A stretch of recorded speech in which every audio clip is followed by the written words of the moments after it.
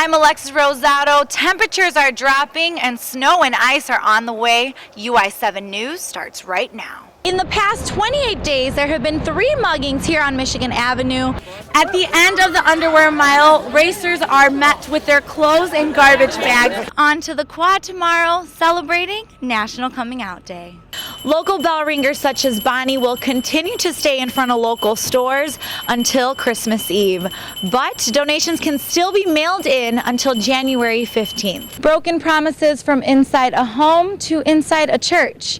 The pastor at this Baptist church in Maywood said the contractor claims he was sent from God. With all those unanswered questions, NBC5 Investigates went to the city. We requested those tickets, and that's when we learned that they had the wrong Joe Lopez. Ahmad Starks will have to sit out this upcoming season after the NCAA denied his request for a hardship waiver. The Champaign County Salvation Army is ringing in donations for this year's Red Kettle fundraiser.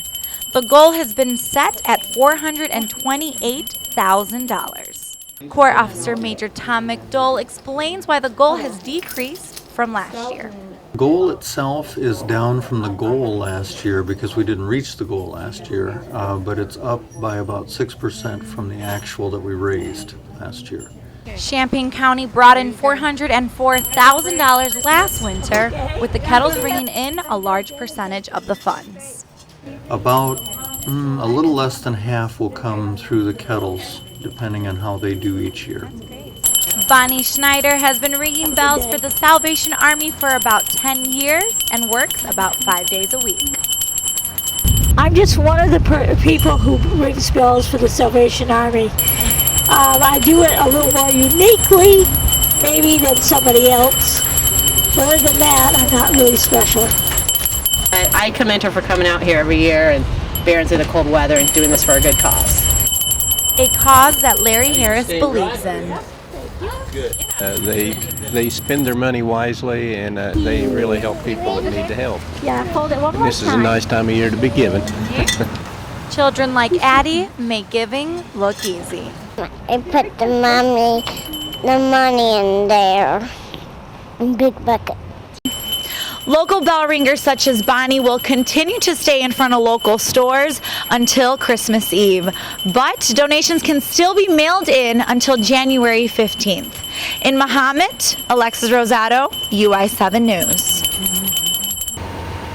The Alma returns today after 600 days of restoration work. The crowd cheered as the 10,000-pound statue was hoisted back to its location on Wright and Green.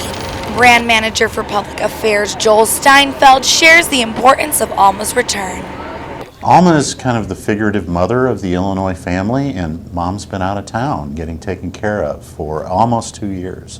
And so, as a representative of the campus, it's really important to the students that take photographs in front of her at graduation for her to return.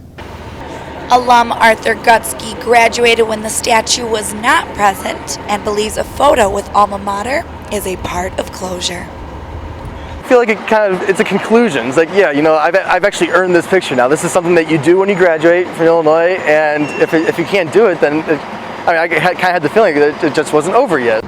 What's over for some seniors is dressing up as Alma Mater.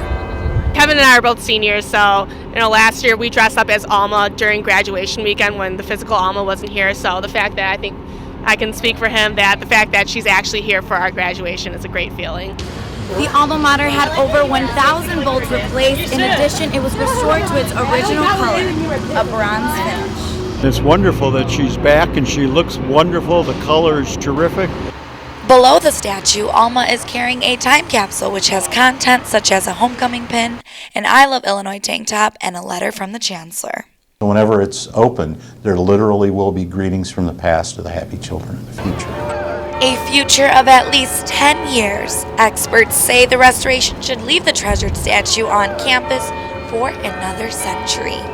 In Champaign, Alexis Rosado, UI7 News.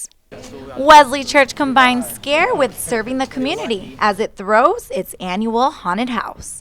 Participants spend $7 with all proceeds going to Wesley Evening's food pantry.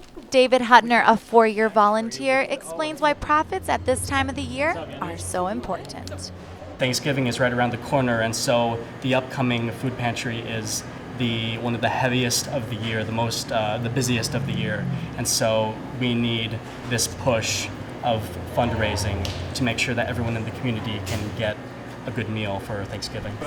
This year's director, Tim Spear, explains how this fundraiser first came together by a group of peer ministers 7 years ago. Many of them volunteered with the food pantry, and they just felt like there was a need that needed filled. So they filled that need with something fun. Many of them were actors or graphic arts students, so they felt like they had the proper skill set to put something on. Get in makeup, get in costume, and then get to the Great Hall. Thank you. Spear explains that food security is still an issue people face today.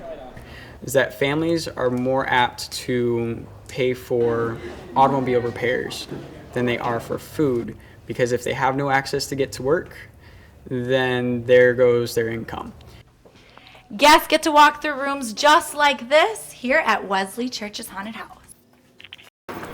From a creepy kitchen through a dark hallway, volunteers filled the house with excitement. It's so much more than what you think of when you say the word haunted house. It's just the community here and the dedication and the good cause. It's all wonderful. Urbana, Alexis Rosado, UI7 News. So we're here on a balcony overlooking the crowd. You can see that thousands are gathered with the hope that Ellen DeGeneres is going to be here. The Illinois football team begins Big Ten play this weekend. They leave tomorrow to travel to Nebraska. This is the first time the two teams have played since 1985.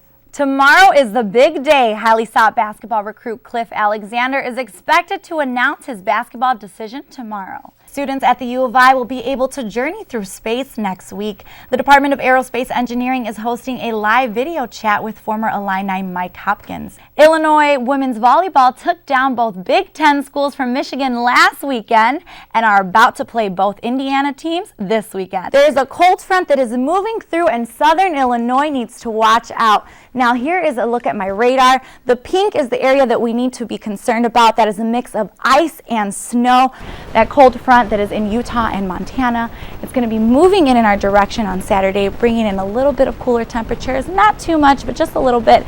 Alexander is expected to announce his decision tomorrow at 3 p.m. on live TV at ESPNU. Let's take a look at local temperatures. It's currently 81 degrees in Champaign-Urbana and 78 in Kankakee, but if we take a look at Taylorville, they're at 88 degrees.